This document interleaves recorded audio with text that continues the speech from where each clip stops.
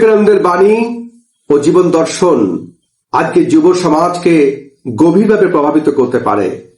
বিশেষ করে মোবাইলে ফোনে আসক্তি অ্যাডিকশন থেকে বেরিয়ে আসার ক্ষেত্রে বিষয়টি কয়েকটি দিকে থেকে বোঝা যায় যে পয়েন্ট নাম্বার 1, আত্মশক্তি ও আত্মবিশ্বাসের জাগরণ। বিবেকানন্দ বলেছেন, ওঠো, জাগো এবং লক্ষ্যে না পৌঁছানো পর্যন্ত থেমো না। এই বাণী যুব সমাজকে শেখায় নিজের ভিতরের শক্তিকে চিনতে, সময় নষ্ট না করে লক্ষ্যভিত্তিক জীবন গড়তে এবং মোবাইল আসক্তির মূল কারণ অনেক সময় লক্ষ্যহীনতা ও আত্মবিশ্বাসের অভাব। বিবেকানন্দের বাণী সে শূন্যতা পূরণ করে।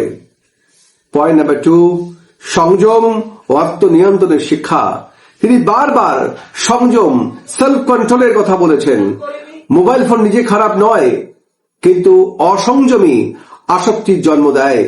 বিবেকানন্দের শিক্ষা যুবকদের শেখায় ইন্দ্রিয়কে নিয়ন্ত্রণ করতে, প্রযুক্তিকে ব্যবহার করতে, তার দাস না হতে। পয়েন্ট নাম্বার 3, শক্তিশালী চরিত্র গঠনের আহ্বান। বিবেকানন্দ বলেছেন, চরিত্রই মানুষের আসল সম্পদ। আজকে সোশ্যাল মিডিয়ায় অনেক সময় যুবকদের তুলনামূলক মানসিকতা এবং কৃত্রিম সুখ এবং আত্মসম্মানহীনতায় ফেলে দেয়। বিবেকানন্দের আদর্শ যুবকদের ভিতর থেকে শক্ত মানুষ হতে সাহায্য করে। পয়েন্ট নাম্বার 4, কাজ ও কর্মযোগের দর্শন। বিবেকানন্দ কর্মযোগে বিশ্বাস করতেন। কাজের মধ্যে ডুবে থাকলে মন অপ্রয়োজনীয় আসক্তি থেকে দূরে থাকে। খেলাধুলা, শরীরচর্চা, সমাজসেবা, অধ্যয়ন এসবের মাধ্যমে মোবাইলের প্রতি নির্ভরতা স্বাভাবিকভাবেই কমে। Point number 5, উদ্দেশ্যপূর্ণ জীবনবোধ। তিনি যুবকদের বলেছিলেন, যুবকরা যদি জেগে ওঠে একদিন দেশ বদলে যাবে।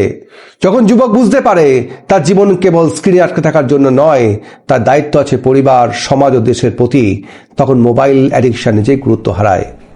এই মূল্যবোধগুলো যদি পরিবার, শিক্ষা প্রতিষ্ঠান ও সমাজে বাস্তবে প্রয়োগ করা যায়, তাহলে আজকে যুব সমাজ মোবাইল ফোন আসক্তি থেকে বেরিয়ে এসে শক্ত, সচেতন ও দায়িত্ববান নাগরিক হয়ে উঠতে পারে।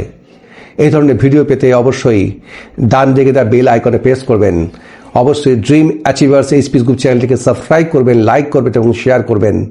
অবশ্যই আপনার মূল্যবান মতামত দেবেন। Thank you very much.